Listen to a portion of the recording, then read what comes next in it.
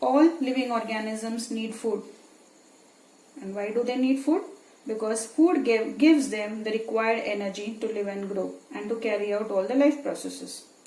We know that green plants prepare their own food with the help of sunlight, and we call this process as photosynthesis. The food which is prepared by the green plants is used by the plants and stored in the roots, stem, leaves. Animals cannot make their own food, so they get their energy by consuming the other organisms. Now here in this part of the lesson we are going to study what is meant by food chain. So in order to understand a food chain, let us take an example. Here we can see that grass is being eaten by a grasshopper is eaten by a frog is eaten by a snake, and a snake is eaten by a hawk. So in this example we see a sequential pathway, and this sequenced pathway tells us how energy flows from one organism to another organism in the ecosystem. We have already studied in Science 1 that energy can neither be created nor destroyed. So what happens here is that energy flows from one organism or one level to another level through the different organisms. Here when the arrow is shown, that is grass is eaten by grasshopper, so here the arrow is shown or it is pointing towards the right hand side. So this arrow tells us who is being eaten by whom. So such a sequential pathway between the producers, consumers and decomposers, which tells us how energy flows in an ecosystem, is called as a food chain. So we define food chain as interactions between producers, consumers and decomposers in a definite sequence is called as a food chain. So in this particular food chain, which is a producer? The grass. Which are the consumers here?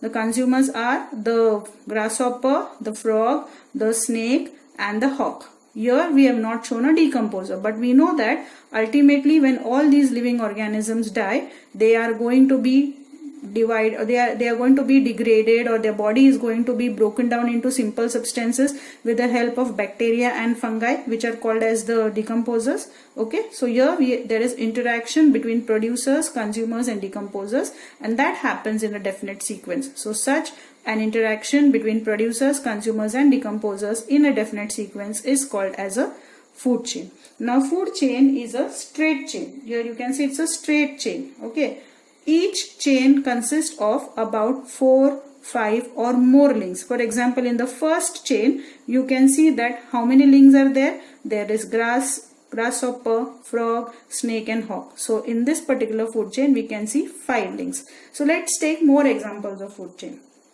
In the second case, you can see the leaves of the trees are eaten by deer and the deer is eaten by lion. So there are 3 links in this food chain. Next, the pollen grains of the flowers are eaten by the butterflies are eaten by frog, the frog is eaten by snake and the snake is eaten by eagle. So once again we are having 5 links in this particular food chain. Next, the last example or the last example that you can see is an example of an aquatic food chain. So here you can see that these are the aquatic plants, and these aquatic plants are eaten by small fishes. The small fishes are in turn eaten by large fishes, and the large fishes are in turn eaten by the large birds. So here we can see around 4 links in this food chain.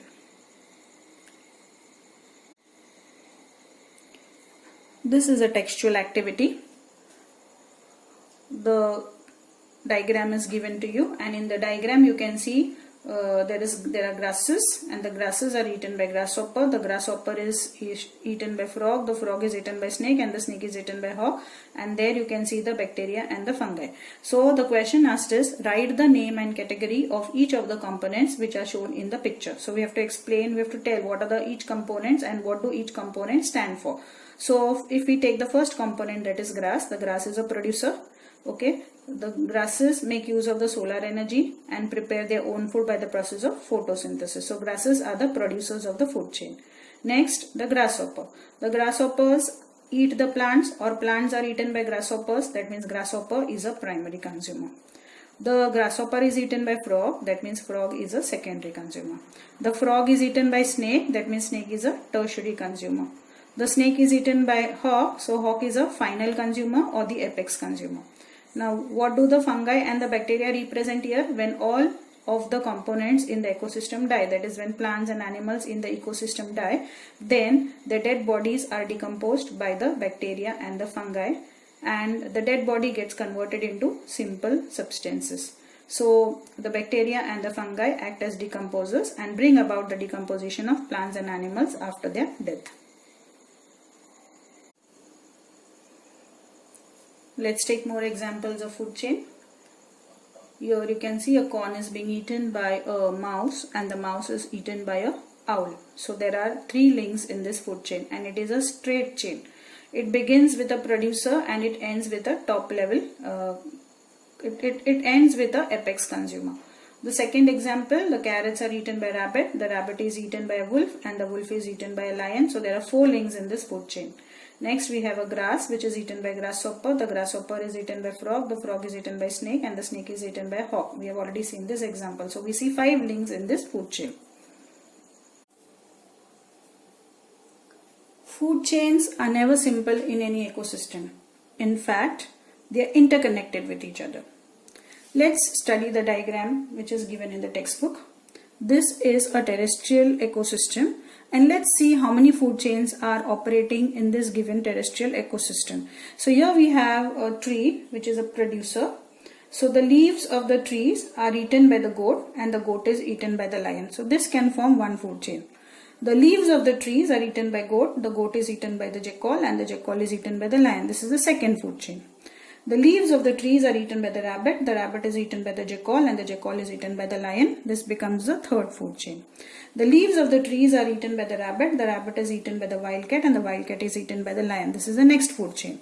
The leaves of the trees are eaten by the mouse is eaten by the wildcat and the wildcat is eaten by the lion. Next food chain is the leaves of the trees are eaten by the mouse and the mouse is eaten by the owl. Next food chain is the leaves of the trees are eaten by the mouse is eaten by the snake and the snake is eaten by the kite. So, a single organism can be eaten by a number of organisms. Do you agree with it? For example, a goat can be eaten by a jackal, a goat can be eaten by a wildcat, a goat can be eaten directly by a lion also. Similarly, a rabbit can be eaten by a jackal, a rabbit can be eaten by a lion also, a rabbit can be eaten by a wildcat also.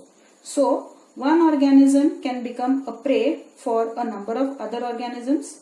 At the same time, and this organism can also eat many other organisms, isn't it? For example, if you see a jackal can eat a goat, a jackal can eat a wildcat, a jackal can eat a rabbit, a jackal can eat a snake also. So, what do we conclude here?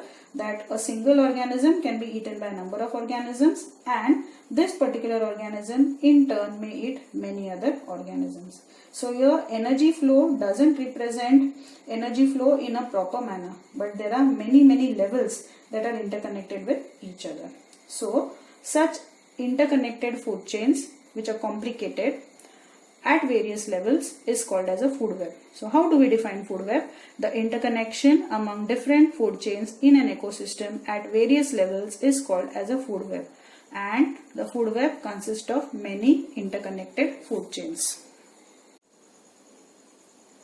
This is another example of food web where you can see many food chains which are interconnected with each other. For example, grass is eaten by the dragonfly is eaten by frog is eaten by snake, and the snake is eaten by hawk. Or the grass is eaten by dragonfly, the dragonfly is eaten by frog, or the dragonfly is eaten by the trout, the fish, and the trout is eaten by a human being. Or the link could be that grass is eaten by dragonfly is eaten by frog, the frog is eaten by human. Or grass is eaten by rabbit, the rabbit is eaten by fox. Okay. Or the bean plant is eaten by rabbit and the rabbit is eaten by man. Okay. And finally, so you can find many such food chains which are operating in this food web. And finally we have the bacteria, that is when all the plants and animals die, then their dead body is decomposed by the decomposers. Let's take an activity from the textbook. We have already studied this example of food web in one of the previous slides. So let's directly get back to the questions. The first question is the number of consumers in a food web fixed? No. Let's take an example. For example, if I say rabbit, okay, the rabbit is a prey. Now there can be many predators to this rabbit. See, the rabbit can be consumed by a jackal, it can be consumed by a wildcat, the rabbit can be consumed by a lion also, the rabbit can be consumed by a snake also. So is there just one consumer to feed upon the rabbit? Definitely not. So the number of consumers in a food web is never fixed. Question number 2. What will be the effect on an ecosystem if only one type of organism in it forms the food for several other consumers in the ecosystem? Have you understood the question? That means there is only one organism, and this one organism is the food for many different consumers. So what will happen in that ecosystem if there is only one organism which is forming the food for several other consumers in the ecosystem? Then the different organisms will compete with each other for food for that particular organism. Okay, so there will be competition for food among the different organisms, and the fittest, or you can say the best of the organism, will be able to capture the prey, whereas the others will have to go hungry. Okay, slowly the organism that is the prey will go on declining, and the other organisms will die of starvation, and this will lead to imbalance in the ecosystem. So actually here it should be answer. So what is the answer? See, what is the question here? What will be the effect on an ecosystem if only one type of organism in it forms the food for several different consumers in that ecosystem? So if there is only one type of organism which forms the food for several other consumers in the ecosystem, then there will be competition among the organisms for food. Slowly the organism that is the prey will go on declining. That is, suppose for example there is a rabbit and the jackal is depending only on the rabbit, the wildcat is depending only on the rabbit, the snake is depending only on the rabbit. So what will happen then? Slowly that particular prey will go on decreasing in number, and what will happen to the other organisms? They will die of starvation. So there will be complete imbalance in the ecosystem.